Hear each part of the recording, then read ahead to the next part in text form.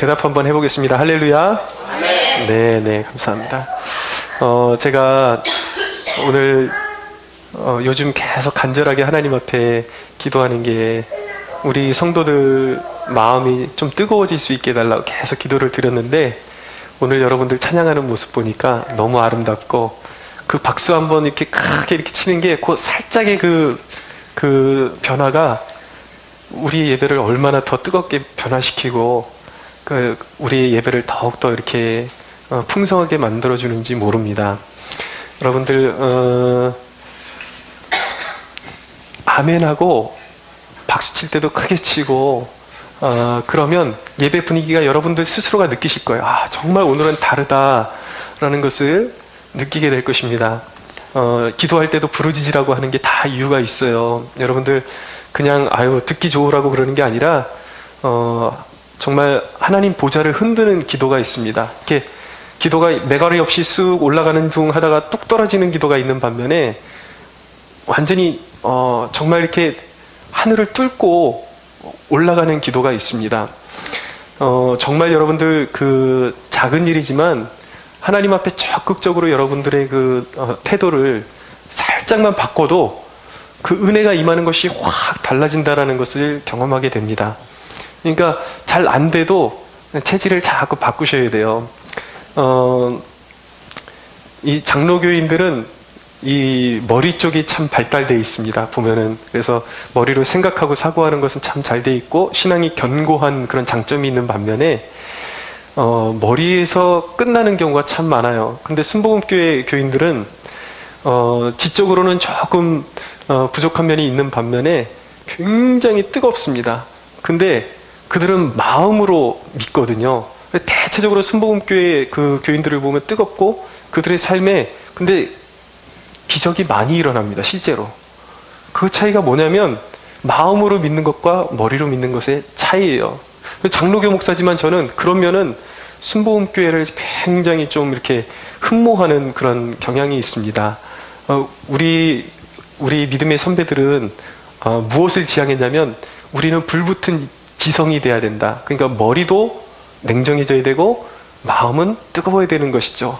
그러니까 우리 장로교와 그 순복음교회의 그 뜨거움이 같이 이렇게 만나야지 사실은 하나의 그 전인적인 그리스도인이 형성되는 것인데, 우리 캠퍼스 성막교회는 교단의 그런 어떤 그런 가치를 뛰어넘어서 하나님의 말씀을 파악하는 그런 머리도 냉정하고 지적으로도 탁월하고 그리고 가슴도 뜨거워서 정말 우리의 믿는 바가 기적으로 나타나는 우리의 삶 가운데 하나님의 행하심이 나타나지는 축복이 있게 되기를 소원합니다. 네. 지난주 제가 어떻게 알게 된 권사님의 부탁으로 장례 예배를 제가 좀 진행하고 왔습니다. 근데 제가 거기서 느낀 것은 장례식장은 인생의 가장 큰 학교라는 것을 다시 한번 배우게 되는 것입니다. 대학원이 있다 그러지만 세상에서 대학원보다 더 탁월하고 대학원이 가르쳐줄 수 없는 가장 인생의 큰 교훈을 가르쳐주는 곳이 바로 장례식장이다라는 것을 배우게 됩니다. 인생이 한 줌 재라는 것을 깨달으면 인간이 얼마나 헛된 것들을 추구하면서 사는지 비로소 깨닫게 됩니다. 사람들은 하나님을 애써서 외면하면서 살지만 결국 종착점은 하나님 앞에 모두가 설 수밖에 없다는 것을 꼭 기억해야 합니다. 왜 아이들이 배부르면 그냥 지 혼자의 힘으로 살 수 있는 것처럼 막 부모도 싫다 그러고 아빠도 싫어 엄마도 싫어 그러고 지 혼자 막 놀다가 결국 배고프면 찾을 수 있는 곳이 부모밖에는 없잖아요. 엄마밖에는 없잖아요. 인간이 꼭 그런 것입니다. 모든 사람이 하나님을 외면하고 살다가 결국에는 그 인생에 가장 필요한 것이 세상의 명예도 아니요 재물도 아니요 영생이 가장 필요하다는 것을 아는 시점이 오는데 그 시점이 바로 죽음이라는 것이죠. 근데 자신이 이미 죽을 때의 영생이 필요하다라고 깨닫는 것은 이미 늦은 것입니다. 그때 가서는 믿을래야 믿을 수도 없고 삶을 수정할 수도 없는 것이죠. 그래서 생명이 없이 예수님의 생명이 없이 그렇게 자기 뜻대로 살다가 죽음을 맞이하는 사람들은 영원한 지옥의 고통으로 들어갈 수밖에 없는 것입니다. 여러분 간절히 부탁드립니다. 형식적인 신앙을 벗어버리십시오. 제가 유가족들에게 말씀을 전하면서 부탁한 것이 있습니다. 교회를 다니는데 만족하지 말라는 것이었습니다. 성령의 인도하심이 나타나지 않는 그리스도인은 진정한 그리스도인이 아닌 것입니다. 교회 안에도 유정란과 같은 신앙인이 있고 무정란과 같은 신앙인이 있습니다. 정말 예수님을 깊이 사모하고 깊이 영접하고 모든 삶에 성령님이 일하심이 나타나는 그러한 참 신자가 있는 반면에 무늬만 그리스도인이 있습니다. 그들에게는 삶 가운데 성령의 역사하심이 나타나지 않습니다. 성령의 일하심이 보여지질 않습니다. 또 한 경우는 예수는 믿긴 믿는데 세속적인 그리스도인이 있어요. 그래서 너무 육적인 것을 추구하다 보니까 성령님이 분명히 역사하시는데도 불구하고 그것을 깨닫지 못해서 계속 성령의 은사들을 소멸해 가면서 영적인 장님이 되어버리고 결국은 육체는, 영혼은 구원받았을지 모르겠지만 육체는 죄 중에 멸망하는 그러한 그리스도인들도 있다는 것을 꼭 기억해야 합니다. 그래서 우리는 철저하게 우리 육을 죽이고 성령을 쫓아 살아가는 성령 받은 그리스도인으로 살아가야 할 줄로 믿습니다. 여러분, 인간이 스스로 높아진 것은 죽음이라는 시점에서 그 높아진 것들, 스스로 높인 것들이 다 무너질 수밖에 없는 것입니다. 인간은 결코 스스로 높아질 수가 없습니다. 그러나 감사하게도 우리가 믿는 하나님은 그를 믿는 자를 높이 드시는 하나님이십니다. 존귀함을 입혀주시고 높이 들어서 항상 그 결말이 좋게 해주시는 분이 우리가 믿는 하나님이십니다. 1절에서 3절 한번 보십시오. 함께 한번 읽어보겠습니다. 같이 한번 읽겠습니다. 시작. 그 후에 애굽 왕의 술 맡은 자와 떡 굽는 자가 그들의 주인 애굽 왕에게 범죄한지라. 바로가 두 관원장 곧 술 맡은 관원장과 떡 굽는 관원장에게 노하여 그들을 친위대장의 집안에 있는 옥에 가두니 곧 요셉이 갇힌 곳이라. 아멘. 떡 굽는 관원장이 있고 술 맡은 관원장이 있었습니다. 이들은 모두 애굽 왕을 섬기는 신하들이었습니다. 근데 이들이 왕에게 죄를 범하는 바람에 옥에 갇히게 되었는데 바로 요셉이 섬기는 그런 옥에, 요셉이 죄수로 있는 옥에 갇히게 되었다라는 것입니다. 여러분, 무슨 말씀이냐면 하나님이 요셉을 위해서 일할 사람들을 끌어오셨다라는 것입니다. 중요한 것은 여러분, 세상에 살아가는 사람들의 모습을 보면 하나님을 찾지 않고 자기에게 필요한 물질과 필요한 사람들을 끌어모으기 위해서 자기 힘으로 하나님만 빼놓고 뭐든지 다 해보는 사람들이 있습니다. 그런데 그런 삶이 얼마나 어리석은지요. 하나님께서 요셉을 위해서 요셉을 감옥에서 꺼낼 사람들을 하나님이 데려오신 것입니다. 하나님의 역사는 그런 것입니다. 하나님을 의지하고 성령을 의지하고 성령을 따라 살면 하나님이 필요한 것들을 끌어오시는 것입니다. 할렐루야. 할렐루야. 여러분, 세상을 쫓지 말라는 것입니다. 왜 그리스도인이 기도합니까? 여러분, 기도하면 하나님이 그 일들을 이루어 주시기 때문입니다. 세상에 내가 필요한 것들을 쫓아가는 영혼이 아니라 하나님이 우리가 기도할 때 가장 필요한 것들을 우리 쪽으로 끌어오시는 거예요. 그래서 우리를 돕게 만들게끔 하시는 것이죠. 그러니까 여러분, 기도의 사람이 되십시오. 기도의 사람이 되는 것보다 더 탁월한 것은 인생에 존재하지 않는 것입니다. 말씀드렸듯이 하나님의 자녀들은 성령의 인도함을 받는 사람들이에요. 성령이 그들과 함께 하시고 일하고 계신 것입니다. 저와 여러분들 안에 역사하신 성령님이 모든 삶을 우리 곁에서 주관하시며 이끌고 계심을 믿으시기 바랍니다. 무슨 말씀입니까? 성령님은 하나님이신데 우리를 섬겨주신다라는 거예요. 하나님은 섬김의 하나님이십니다. 우리가 무엇이건데 하나님이 우리를 그렇게 섬겨주십니까? 우리에게 필요한 것들을 다 공급하시고 필요한 사람들을 만나게 하시고 역경 중에도 바른 길로 갈 수 있도록 이끌어 주시는 분이 성령 하나님이십니다. 그래서 여러분, 진정한 그리스도인은 반드시 성령의 역사하심이, 성령의 이끄심이 나타날 수밖에 없는 것이에요. 로마서 8장 28절에 보면 우리가 알거니와 하나님을 사랑하는 자 곧 그의 뜻대로 부르심을 입은 자들에게는 모든 것이 합력하여 선을 이루느니라. 아멘. 네, 성령님이 함께 하시기 때문에 불행 중에도 형통을 만날 수밖에 없고 역경 중에도 이기는 삶을 살 수밖에 없는 것이 바로 그리스도인의 운명인 것입니다. 모든 사람은 하나님께 쓰임받게 되어 있습니다. 보세요. 요셉과 술 맡은 관원장의 차이점이 무엇입니까?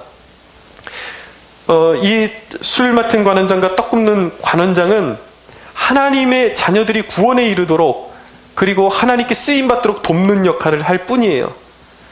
하나님의 역사는 요셉을 중심으로 흐르고 있는 것입니다. 요셉에게는 이 관원들에게 없는 것이 있었습니다. 그것이 무엇입니까? 영생이었어요.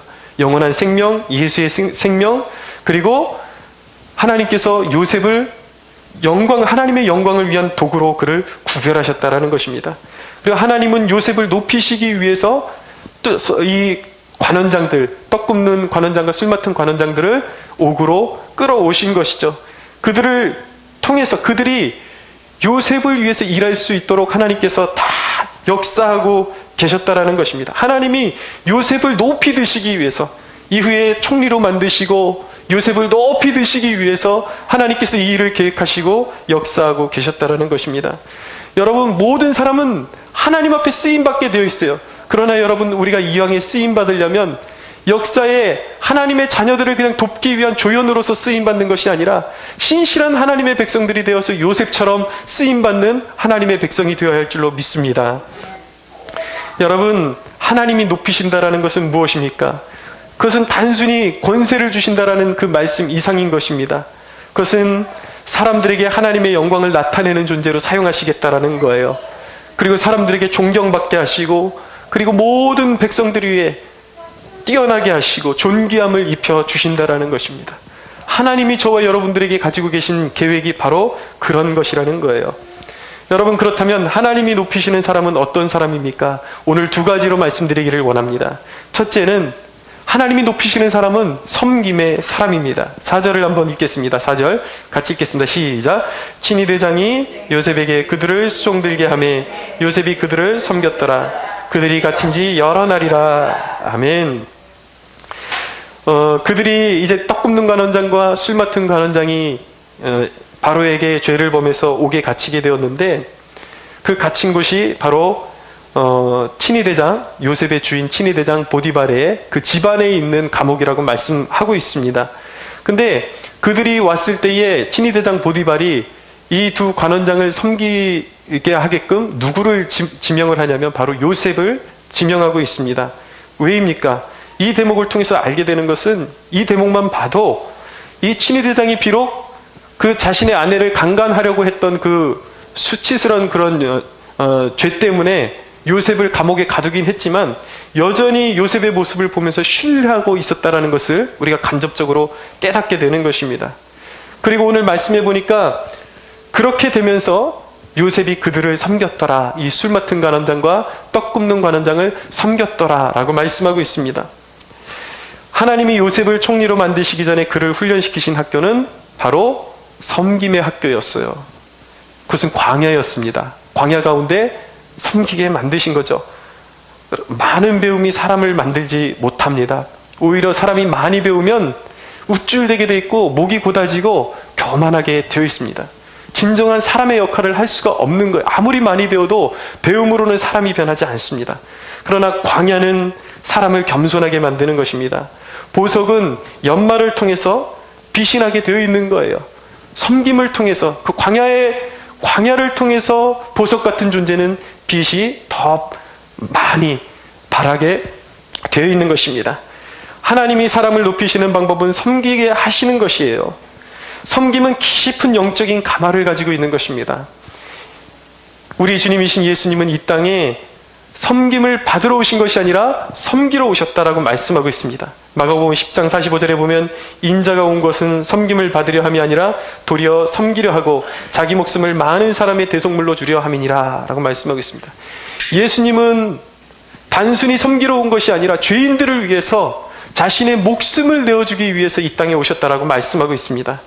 많은 사람들이 예수 그리스도의 십자가에 감화받고 그분 앞에 무릎 꿇는 이유는 무엇입니까? 그 이유는 바로 우리가 죄인 되었을 때에 우리를 구원하시기 위해서 가치 없는 우리를 위해서 주님께서 십자가에 달리셨기 때문입니다. 우리가 어떤 자격이 있어서가 아니라, 우리가 어떤 조건이 있어서가 아니라, 우리는 하나님과 원수되었던 사람들인데 우리를 위해서 예수 그리스도께서 죄값을 대신 지시기 위해서 십자가에 달리셨기 때문에 수많은 사람들이 그것을 깨달을 때에, 예수님의 십자가가 바로 나 같은 죄인을 위한 십자가라는 것을 그들이 깨닫게 될 때에, 수많은 사람들이 깨닫게 될 때에 그 십자가에 감동되어, 그 섬김에 감동되어 십자가 앞에 무릎을 꿇게 되는 것입니다. 하나님의 영광은 십자가에서 가장 강렬하게 나타나는 것입니다. 십자가를 보면 하나님께서 이 죄인을 위해서 얼마나 깊게 낮아지셨는지 깨닫게 되는 것입니다. 그분의 십자가를 통해서 하나님이 얼마나 겸손하신지, 얼마나 큰 사랑을 우리에게 베푸셨는지 깨닫게 되는 것입니다. 그분의 죄인을 향한 섬김을 통해서 그분의 사랑에 헤아릴 수 없음을 사람들이 알게 되는 것입니다. 그렇기 때문에 그 십자가 앞에 무릎 꿇게 되는 것이죠. 그 섬김 앞에 무릎 꿇게 되는 것이죠. 여러분, 하나님은 우리를 섬겨주신 분이십니다. 할렐루야. 그러니 여러분, 우리가 어찌 섬기지 않을 수가 있겠습니까? 그래서 여러분, 그 십자가에서 나타난 하나님의 사랑의 깊이를 깨달으면, 그 사랑을 깨달은 자마다 기꺼이 하나님을 위해서 죽을 수도 있는 헌신하는 사람으로 변화될 수밖에 없는 것입니다. 그렇기 때문에 섬길 수밖에 없는 것이죠. 우리가 섬겨야 하는 이유는 무엇입니까? 그분이 우리를 섬기셨기 때문입니다. 아무 가치 없고, 하나님을 위해서 어떤 공도 세운 적이 없고, 하나님을 위해서 뭐 아무것도 한 적이 없는, 지은 것은 죄밖에 없고 하나님을 배신했고 반역밖에 한 것이 없었던 우리를 위해서 하나님께서 조건 없이 아들을 내어주시고 십자가에 내어주시고 십자가를 통해서 우리를 섬겨주셨기 때문에 우리는 그 사랑을 받은 사람들이기 때문에 섬겨야 하는 것입니다. 여러분, 섬김은 영혼을 파고드는 깊은 가마인 것입니다. 어디에서든 갈등을 없애는 가장 탁월한 길은 바로 섬기는 길인 것입니다. 사도 베드로는 아내들이 남편을 조건 없이 섬길 때에 남편을 구원할 수 있다라고 그렇게 말씀하고 있습니다. 베드로전서 3장 1절에 보면, 아내들아 이와 같이 자기 남편에게 순종하라. 이는 혹 말씀을 순종하지 않는 자라도 말로 말미암지 않고 그 아내의 행실로 말미암아 구원을 받게 하려 함이라 라고 말씀하고 있습니다. 우리가 언변이 아무리 탁월해도 말로 되지 않는 영역이 있다라는 거예요. 물론 복음은 말로써 선포되는 것이지만 말로 통하지 않는 것도 섬김을 통해서 그 사람의 마음을, 그 굳어버린 마음을 깨뜨리고 결국은 복음을 받아들일 수밖에 없게끔 만드는 힘이 바로 섬김에 있다라는 것입니다. 누군가가 그랬어요. 가장 탁월한 성경 해석은 무엇인가? 바로 성도의 삶이라고 했습니다. 아무리 지식적으로 이게 무슨 뜻이니 해봤자 거기에는 말만 있는 것에 능력이 없는 것입니다. 행실이 있어야 하는 것입니다. 이 성경에 기록된 말씀이 우리의 삶으로 표현될 때 사람들은 감화를 받고 감동을 받는 것입니다. 인천의 주한장로교회를 설립하신 나겸일 목사님이 하시는 간증을 잠깐 제가 듣게 되었습니다. 가정이 깨진 가정이 그렇게 많고 어려움 당하는 가정, 부부간의 갈등 있는 가정이 그렇게 많은데, 나겸일 목사님이 이제 목회를 하시면서 여성분들만 모아서, 여자 성도들만 모아서 이제 가정 세미나를 하셨던 모양이에요. 남편을 이렇게 섬겨라. 남편이 정말 그렇게 속된 말로 정말 무시하고 그렇게 자존심 상하게 하도 남편을 받들어주고 섬겨라. 그리고 남편을 위해서 꼭 남편 출근한 다음에 화장하지 말고 남편 출근하기 전에 화장하고 이쁜 모습으로 남편을 좀 대라. 남편을 지극히 섬겨라. 성경적인 원리로 그 여자 성도분들을 교육을 시켰다라는 거예요. 근데 이 여자 성도분들이 이 세미나를 듣고 말씀에 그대로 순종해서 가정에서 그대로 적용을 하니까 세상에 수많은 그 가정이 딱 그 세미나를 들었던 가정 중에 한 가정만 빼놓고 모든 가정의 남편들이 교회에 나오게 되었다라는 것입니다. 할렐루야. 섬김에는 힘이 있는 것입니다. 여러분, 왜 그들이라고 자존심이 없었겠습니까? 하는 짓을 보면 목을 졸라도 시원찮을 판에 늘 섬겨야 하고 고분고분해야 하고 얼마나 속이 뒤집어졌을까요?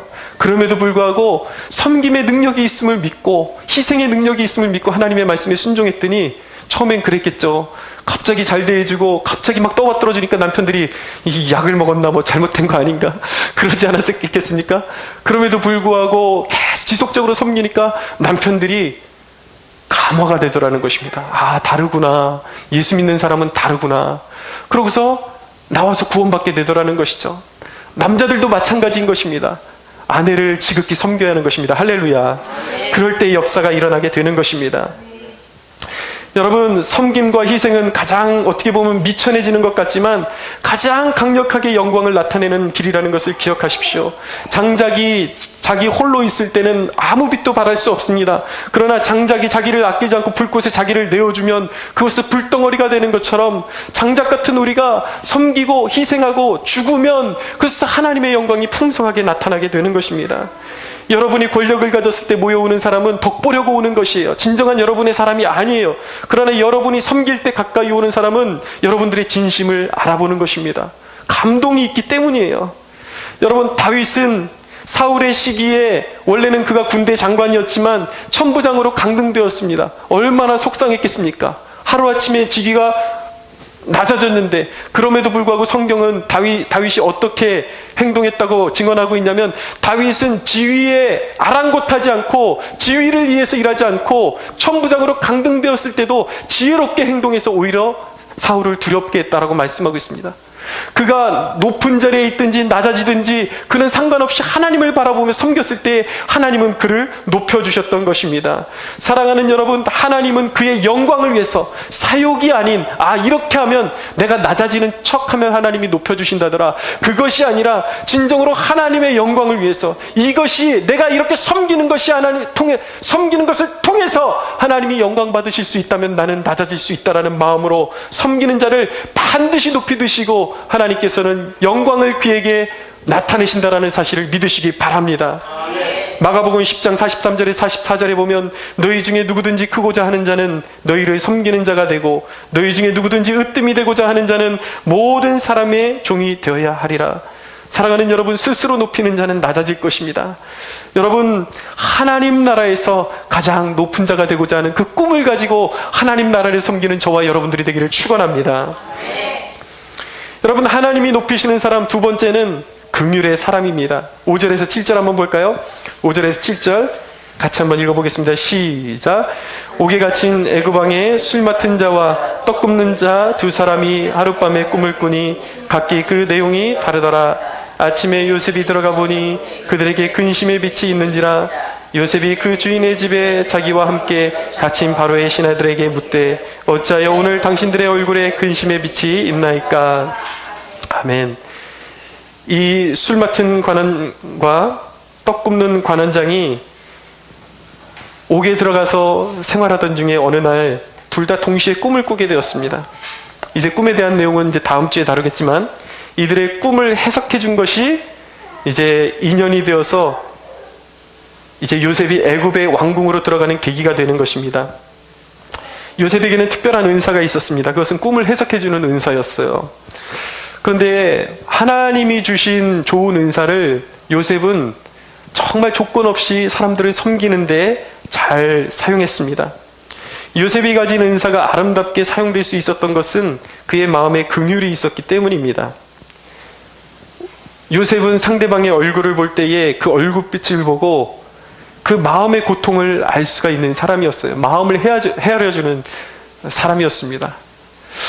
저는 이 말씀을 묵상하고 설교를 준비하면서 큰 찔림이 있었습니다. 저희 어머니가 가끔 얼굴이 안색이 안 좋으실 때에 아들이라고 있어봤자 엄마 얼굴이 뭐 안색이 어떻네 걱정해주는 그런 자식이 하나도 없다고 그렇게 불평하실 때가 있는데, 내가 이 요셉의 모습을 참 많이 본받아야 되는 사람이구나 라는 것을 깨닫게 되었습니다. 요셉은 그랬어요. 사람의 얼굴빛을 보면 그냥 오늘은 얼굴이 좀 시커멓네, 오늘은 얼굴이 좀 허였네, 그 정도가 아니라 그 사람의 얼굴을 보면 뭔가 근심이 있고 어려움이 있고 그런 것이 있다는 것을 알고 그 어려움을 함께 나누기를 원하는 긍휼의 마음이 요셉에게 있었던 것입니다. 요셉이 그런 긍휼을 가진 반면에 동시에 요셉에게는 어떤 성품이 있었냐면 정직하고 때로는 직선적인 사람이기도 했습니다. 그래서 이제 떡 굽는 간원장에겐 좋지 않은 그런 그 꿈의 해석이 있었음에도 불구하고 그것을 감추지 않고 서스럼 없이 그것을 또 알게 해주죠. 요셉이 가진 정직에서 나온 것이에요. 여러분, 영혼의 목자는 요셉과 같아야 하는 것입니다. 저와 여러분 모두는 믿지 않는 사람들에게 또 여러분들의 가족에게 영혼의 목자로, 목사만이 목자가 아닌 것입니다. 영적으로 보면 여러분들 모두가 믿지 않는 사람들에게 또 가족들에게, 가족의 구성원들에게 있어서는 영적인 목자의 그런 위치에 있다는 것을 꼭 기억하셔야 하는 것입니다. 근데 그 영혼의 목자는 요셉과 같은 성품을 가져야 하는 거예요. 먼저 첫째는 헤아릴 줄 아는 것, 마음을 헤아릴 줄 아는 긍휼의 마음이 있어야 하는 것이고, 또 한 가지는 무엇이냐면 그럼에도 불구하고 죄와 타협하지 않고 바른 길로 인도하는 그런 올곧음이 동시에 있어야 하는 것입니다. 여러분, 마음을 헤아리는 긍휼의 마음에서 나온 그 말 한마디는 사람의 분노를 가라앉히고 적대감을 불식시키는 것입니다.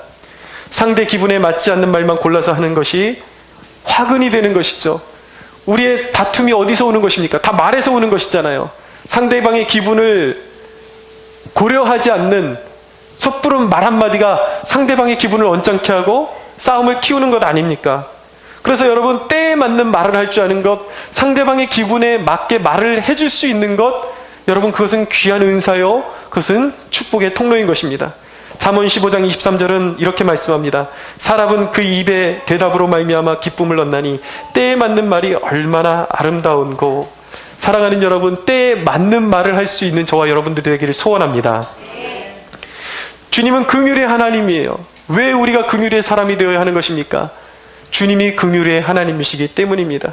우리에게 있는 대제사장은 우리의 연약함을 동정하지 못하실 리가 아니요 모든 일에 우리와 똑같이 시험을 받으신 분이라고 말씀하고 있습니다. 우리의 연약함을 다 경험하셨기 때문에 예수님이 우리의 연약함을 아시고 우리의 아픔을 아신다라는 것입니다. 여러분, 남편과 아내가 서로 헤아려 준다면 가정은 복이 넘쳐날 것입니다. 특별히 교회는 사람에게 관심을 가져야 하는 것입니다. 어떤 교회 성장학자의 말을 들어보니까 그 교회에 그 새가족들이 정착하지 못하는 그런 이유에 대해서 말하기를 그런 말을 남겼습니다. 많은 교회들을 조사해 보면 친절한 것 같은데 새가족 인사 시간에만 친절하다라는 거예요. 새가족이 오면은 잠깐 인사시켜 줄 때는 천국에 와 있는 것처럼 느끼다가 예배를 끝나고 나니까 사람들의 인생이 너무 달라요. 평상시에 보는데 사람들의 인상과 말투가 너무 다른 거예요.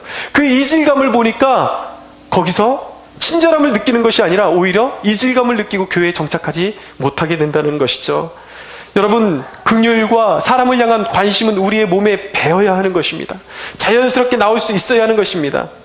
많은 사람들이 교회 안에서 상처에 짓눌려 삽니다. 사람들에게 상처받고 이런 것들이 이제 계속 쌓이니까 상처받기 싫으니까 관심조차 갖지 않으려고 하는 것이 그런 마음의 태도가 있습니다. 삶의 자세가 있습니다. 그러나 그것은 여러분, 마귀가 교회를 무너뜨리는 방법이라는 사실을 알아야 하는 것입니다. 서로 불쌍히 여겨야 하는 것입니다. 불쌍히 여기는 곳에 성령의 역사가 일어나는 것입니다. 할렐루야. 에베소 4장 32절, 서로 친절하게 하며 불쌍히 여기며 서로 용서하기를 하나님이 그리스도 안에서 너희를 용서하심과 같이 하라. 야고보서 5장 16절, 그러므로 너희 죄를 서로 고백하며 병이 낫기를 위하여 서로 기도하라. 서로 불쌍히 여기라는 거예요. 그리고 서로 품어주고 기도하라는 것입니다. 의인의 간구는 역사하는 힘이 크니라 라고 말씀하고 있습니다. 여러분, 우리가 서로 불쌍히 여겨야 하는 이유는 주님이 우리를 불쌍히 여기시는 하나님이시기 때문입니다. 주님은 수고하고 무거운 짐진 자들아 다 내게로 오라, 내가 너희를 쉬게 하리라고 말씀하셨어요. 주님은 긍휼히 여기시고 불쌍한 영혼들을 다 품으로 안아주시고 너희들이 내 안으로 오면 다 쉬게 하겠다라고 말씀하신 하나님이십니다. 여러분, 불쌍히 여기는 자들이 기도할 때 거기에 치유의 역사가 일어남을 믿으시기 바랍니다. 할렐루야. 여러분, 치유사역자들의 말을 들어보면 다 공통된 거예요. 어떻게 그 치유의 역사가 일어나기 시작했는가? 자기가 일단 병을 한번 알아봤고 그 병 때문에 동일한 병을 앓고 있는 사람의 마음을 헤아리다 보니까, 불쌍히 여기다 보니까 성령님이 그 안에 역사하셔서 치유가 일어나기 시작한다는 것입니다. 불쌍히 여겨야 하는 것입니다. 우리가 치유를 위해서 기도하고 마음의 치유와 삶의 회복을 위해서 기도할 때에 서로를 불쌍히 여기는 마음으로 기도해야 하나님이 더욱더 크게 응답해 주심을 믿으시기 바랍니다. 할렐루야. 아멘. 요즘 제 아내가 조금 골골해가지고 아플 때마다 제가 이렇게 손을 얹고 기도를 해줍니다. 그러면은 하나님이 정말 불쌍히 여기시는지 통증이 많이 가라앉는다고 해요. 그래서 이 말씀 준비하면서 그런 마음이 들었습니다. 우리 성도분들을 위해서 제가 기도해드리고 싶다. 여러분들 제가 기도한다 그래서 다 100% 낫는 것은 아니겠지만 하나님이 역사하면 또 고쳐주실 수도 있지 않습니까? 여러분들을 위해서 기도해주고 싶은 마음이 그렇게 일어나는데 예배 끝나고라도 언제라도 몸이 안 좋으실 때 저를 찾아와서 기도해달라고 부탁하십시오. 기도해드리기 원합니다. 할렐루야. 여러분, 요셉의 마음에 긍휼이 있었던 이유는 무엇이었을까요? 성령의 감화가 있었기 때문입니다. 그가 말씀을 음미하고 기도할 때에 항상 주님의 마음을 구했기 때문에, 성령은 주님의 영이시잖아요. 예수님의 긍휼이 성령님과 교제하다 보면 그 마음이 부어질 수밖에 없고 그 긍휼의 마음이 늘 솟아날 수밖에 없는 것입니다. 사람이 종교적인 사람이 되어가는지 정말 그리스도인이 되어가는지 알아볼 수 있는 척도가 여기 있는 것입니다. 종교적인 사람은 머리로 성경을 이해합니다. 그러니까 늘 판단에만 빨라요. 그러나 참 그리스도인은 긍휼이 있습니다. 사랑하는 여러분, 긍휼의 사람이 되십시오. 그러나 한 가지 기억해야 합니다. 거짓된 긍휼도 있다라는 것을 기억하십시오. 그리스도가 유일한 구원의 길 되심을 부정하는 인본주의적인 긍휼도 있습니다. 뭔가 좋은 일을 많이 해요. 그러나 예수님이 유일한 구원의 길이 아니다, 모든 종교가 구원의 길이 있다라고 말하는 사람이 있습니다. 그런 사람들이 있습니다. 그러면서 자기의 선행을 나타내고 자기의 긍휼을 가난한 사람과 손잡아주고 가난한 사람을 불쌍히 여기는 것처럼 그렇게 긍휼의 모습을 보이는 사람들이 있습니다. 그러나 그것은 사탄이 사용하는 방법이에요. 이런 것입니다. 이것 봐라, 예수 없이도 얼마든지 인류애를 보일 수 있다라고 그렇게 선언하는 것이죠. 그것은 인간의 근본적인 부패를 가려서 그리스도가 유일한 구원의 길이 되심을 보지 못하게 하는 사탄의 술수인 것입니다. 여러분, 사람은 근본적으로 죄인인 것입니다. 믿으십니까? 모두가 용서받아야 되는 죄인이에요. 우리가 사람을 긍휼히 여기는 것은 나의 의를 나타내기 위해서 긍휼히 여기는 것이 아니라 내가 예수 그리스도의 유일한 사랑을 받은 사람이기 때문에 그 사랑 돌려주는 것입니다. 할렐루야. 여러분, 전도의 문이 어떻게 열립니까? 관심으로 열리는 것입니다. 긍휼로 영적인 필요를 살피는 데서 전도의 문은 열리는 것입니다. 사람들은 관심에 목말라하고 있어요. 저 이 이웃에 편의점이 한 곳 있는데 거기 여자 점장님이 계십니다. 근데 이분 이전에 교회 나갔다가 좀 실망하시고 주일 예배에 참석하지 않은 지가 꽤 오래되었습니다. 근데 제가 주기적으로 계속 찾아가요. 나오지 않겠다고 그런데도 불구하고 계속 찾아갑니다.